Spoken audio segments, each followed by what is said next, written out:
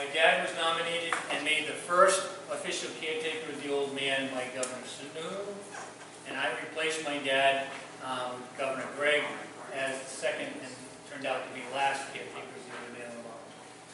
What I've done here is I brought this DVD.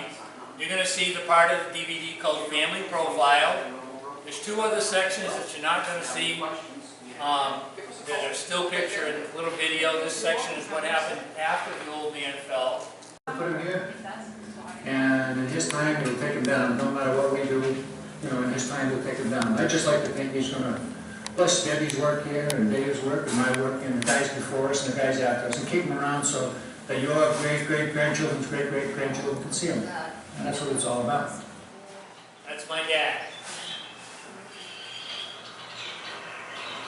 It is early on a mild August day.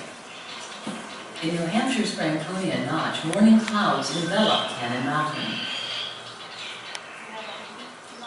At 9 a.m., a work crew in the Peabody Slope ski area waits for the clouds to burn off. Their mission for the day is to take care of New Hampshire's most famous face, the old man of the mountain. Today we're going to work on the water sluiceway. We're going to work over the south side of the space, which is the non-profile side. There's a canopy that runs down the side of the space down through here like this. And that's had some cracks in it last year that we didn't get a chance to fix. And I'd like to put some epoxy over those and fix those. First documented in the early 19th century, the old man of the mountain became an early New Hampshire tourist attraction. The lake below was named Profile Lake in his honor. In 1852, one of the state's first grand hotels opened nearby. It was called the Profile House and attracted thousands of guests each year to Franconia Notch. In 1923, the Profile House was destroyed by fire, but the profile remained firmly a part of the mountain. Carved in stone through years of erosion by wind, snow, rain, frost, and sun, the old man of the mountain is really a novelty of nature. In geological terms, it is a formation of rock on the southeast shoulder of Cannon Mountain. And in geological time, it is getting older. The same forces of nature that created this profile will also, in the end, destroy it. To delay that inevitability, the old man of the mountain has become New Hampshire's most carefully preserved natural resource. Edward Geddes, a quarry supervisor from Quincy, Massachusetts, undertook the first work to preserve the old man of the mountain. In 1916, he installed a set of 3 turnbuckles which stopped forward sliding of the old man's forehead. Without their installation, the boulder, which is the old man's forehead, would have continued its slide forward and become just one more pile of rocks at the base of Cannon Mountain. Geddes' work has endured. His turnbuckles still today hold the old man's forehead in place.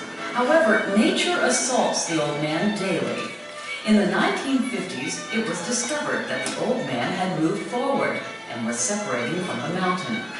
In 1958, 40 years after Edward Geddes secured the old man's forehead, a second set of turnbuckles were installed to secure his scalp. At the same time, a large crack that appeared at the back of the profile was covered with a canopy. More importantly, people started to realize that after a century and a half, the old man of the mountain was beginning to show his age. In 1960, regular inspections of the old man were begun. One of the members of the team was Niels Nielsen, a resident of Plymouth employed by the State Highway Department. In 1965, Niels took the inspections a step further and organized a yearly maintenance program for the old man.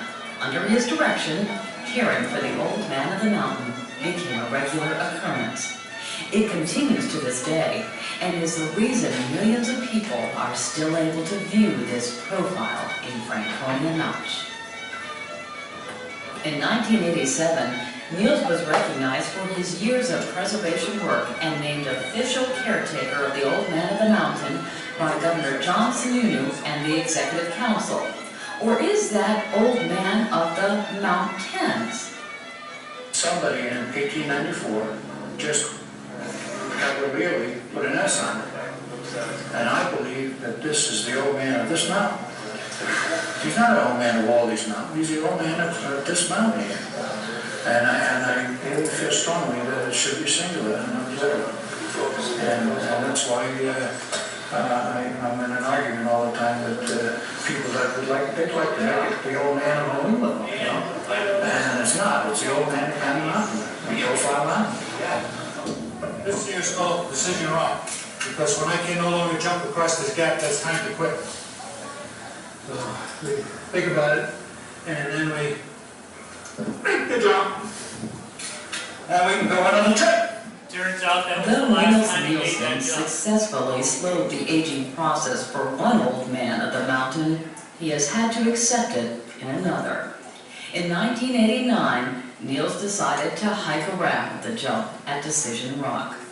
A year later, after taking care of the old man for over 30 years, he passed the responsibility on to his son David. They say caretaker emeritus. Somebody told me that means over the hill. Why hasn't it? But he's in good hands. David has been a regular member of the work crew since 1969, when he was just 11 years old. When he met Debbie Goddard, their second date was to take her up to work on the Old Man of the Mountain. They married, and Debbie became a full member of the family, which included taking care of its adopted senior member. In 1988, she became the first woman ever to work over the face of the old man. Also in 1988, David and Debbie's son Tom joined the crew. Tom was only 9 years old. He's been a regular ever since. So it is that the Nielsen family has adopted New Hampshire's Old Man of the Mountain. During most of the year, David is a police sergeant in Belmont, but every summer he leads a work crew to ensure the preservation and longevity of New Hampshire's state symbol. When Edward Geddes installed his turnbuckles in 1916, he hiked up and down the mountain each day. When Niels first started, his crew took the Cannon Mountain Trailway up and hiked down from the top. Today the hike is shortened by service of a helicopter. A small landing pad has even been built a short distance up from the old man. Are they open today though? Okay. It takes about a half hour to carry the crew and supplies up to the old man. The helicopter also makes it possible for another old man to get nearer the action. Diabetes forced Niels to have his right leg amputated below the knee in 1994. He has not been able to make the steep descent from the helipad to the old man since. This is the last time he was on the mountain. Well, then we're going. Straight through town, right to Woodstock, right on Main Drive. This is it. Okay. What do This they is as far have as I there? go. All American. Okay.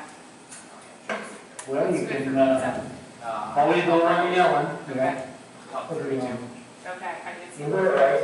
Anybody that's open is going to be good. Okay. Pizza town. It's great. Okay. Okay, Thank we'll do you. that. It is a short but steep hike from the helipad to the old man of the mountain. Though Niels no longer is able to make this part of the trip, there can be no doubt that his affection and passion has been passed on to another generation. You're good to go. Thank you. About 15 years ago, this rock used to be out to about here. Yes, right outside. It's just as round as the other side. We used to call it a dinosaur egg. Now we call it mushroom rock because of the destruction of acid rain and pollution in the area.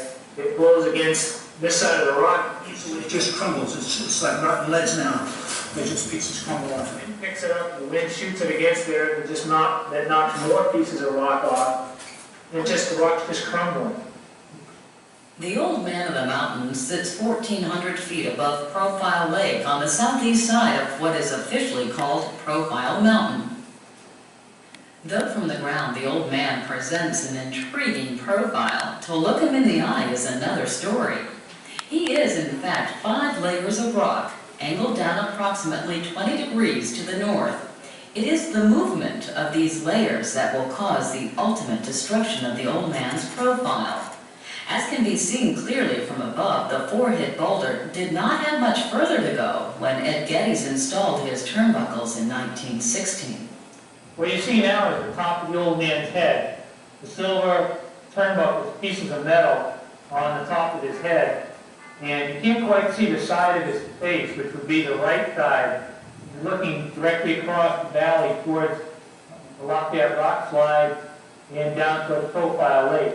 But that's actually the top of the old man's head. People that are down there are unloading some of the supplies that he had flown up in the helicopter. That really speeds the work that we do, speeds it up and makes the time we have to spend on the old man a lot shorter.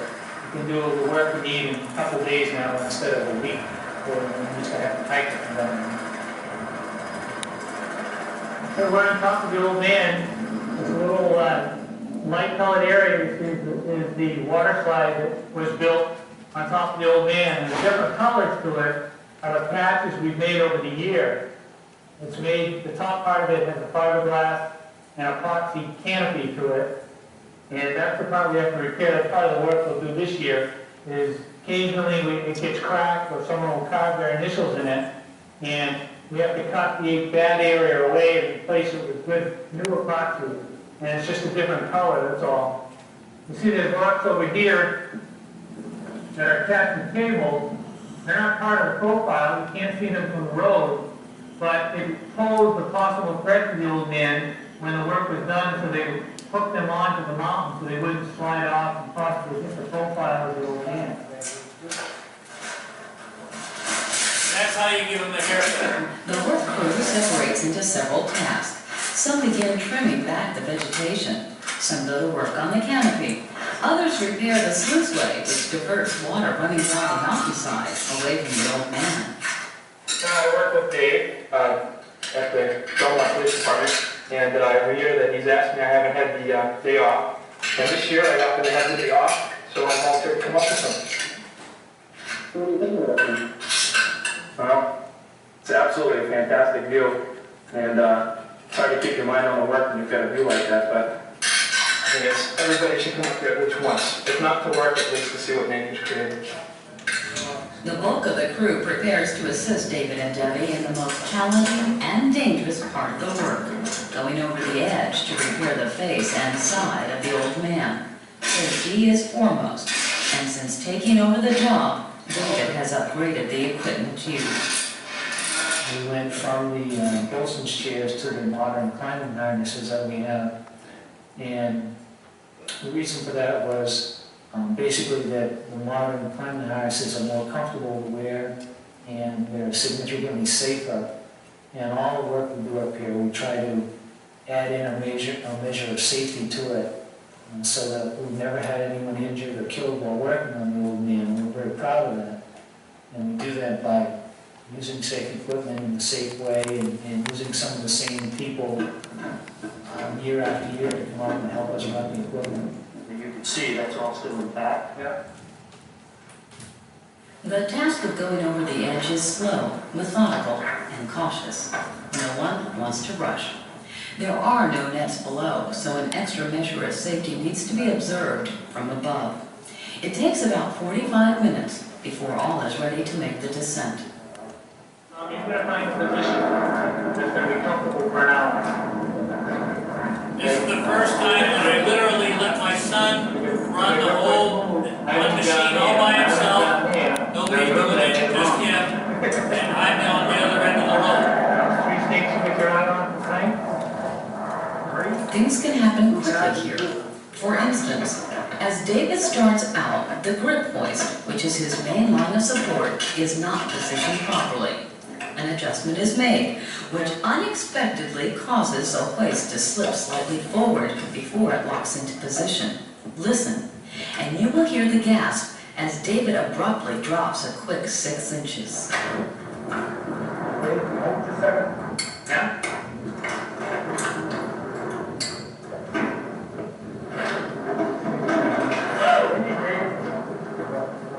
The two grip hoist operators proceed, unaware of the shock they have just given the rest of the crew. And at the other end of the wire, a visibly shaken David is quick to regain his composure. You're not gonna eat for a week! Come on, tonight! Next, it is Debbie's turn to descend. This time all goes smoothly.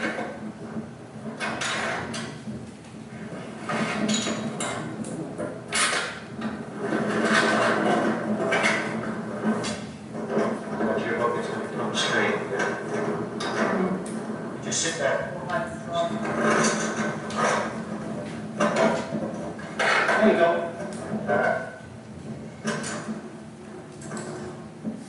Stop. While hanging over the edge, David and Debbie have an 8-person crew to assist them. Their primary support comes from grip hoists to which they are connected by a wire cable. One crew member stands at the edge to monitor and relay instructions between David, Debbie, and the hoist operators. You're gonna The look drop 500 down to feet level down. ground is about 1,400 feet. For added security, there are 2 safety lines connected to both David and Debbie, each monitored by a separate crew member. The old man of the mountain has 2 sides. There is the front face, the profile, which is seen from the ground, and the back side, or south face, which is sheer and flat. It is the south face that is attended to first. Here, a patchwork of epoxy covers cracks and repairs are made where needed. Well, that's what I need. Piece of fiberglass about 8 inches long, 5 inches wide. The preservation work is intended to keep water out of cracks and crevices where it can freeze and expand. While this is vitally important on top, it is equally important on the side and face.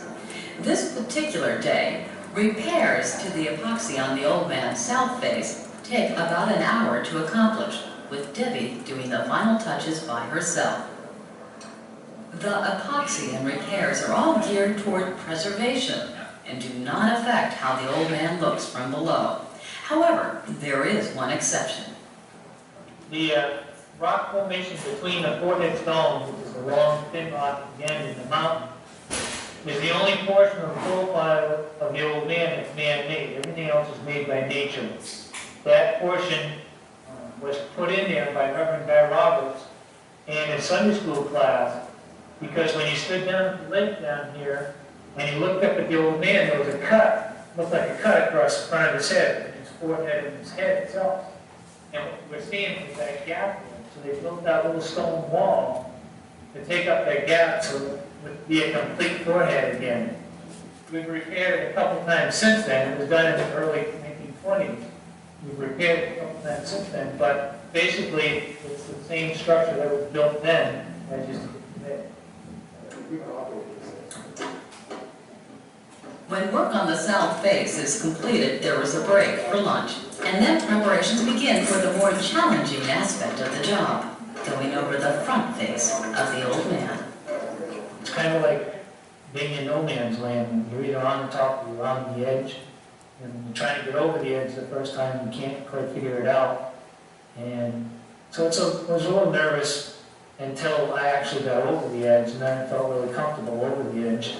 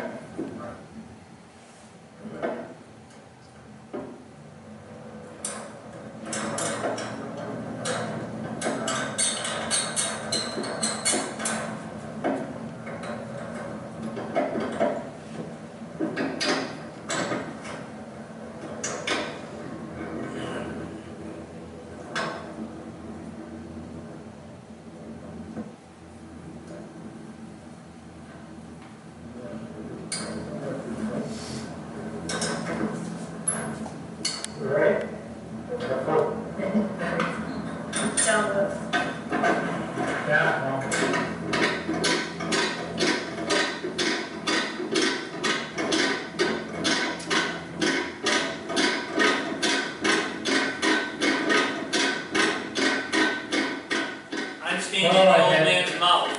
The wind come between me and the mountain and blow me off the mountain and hold me out there in midair, not touching onto anything. Last year, we did some work on the Adam's apple, and the year before that, we were trying to get down to the Adam's apple, and I was hanging in midair below his chin on the metal cable.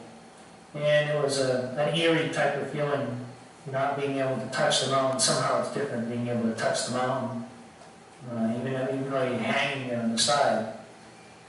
But hanging in midair was a lot more nervous and spent a lot of nervous energy that day. We don't call ourselves mountain climbing, we call ourselves mountain hanging. We just hang there on the side of the mountain.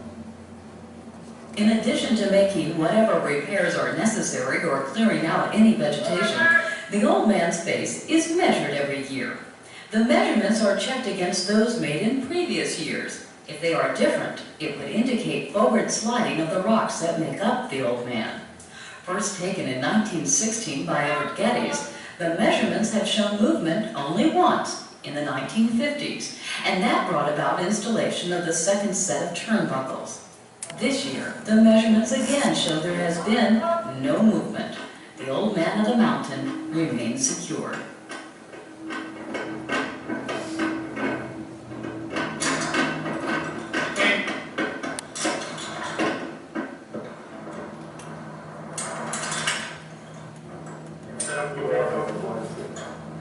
A little bit, it's tough to say. Wasn't that uncomfortable though, huh? Okay, we'll take it all down. Roll the ropes all up, wrap them all up, kicking it all down. As kids, part of it was that we nicknamed a lot of things along the way. The hike down from the old man, Smoke Rock, and the old man's doorstep, and Decision Rock. And I guess Decision Rock was probably become most important because it was where my dad decided that he would no longer come anymore. When he could no longer jump across the small chasm, he said, that would be the last trip that we went to the old man. And the day he decided to do that, he and I were there alone. And it was a very, very emotional time for him, very difficult time for him not to jump over that. But he had realized that he got to the point in his life where he was physically, it was more difficult for him to do it every year. And he walked around that one year, and when he did that, it was both a relief and a tremendous weight. A relief for him and then a tremendous weight of the man to me.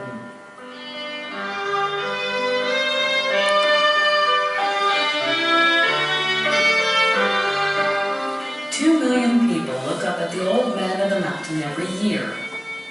Most of them will never see the heartfelt care and affection that the Nielsens apply with each stroke of a brush or each layer of epoxy. Visitors see only the old man of the mountain. David and Debbie Nielsen see an old man who is frail and needs care.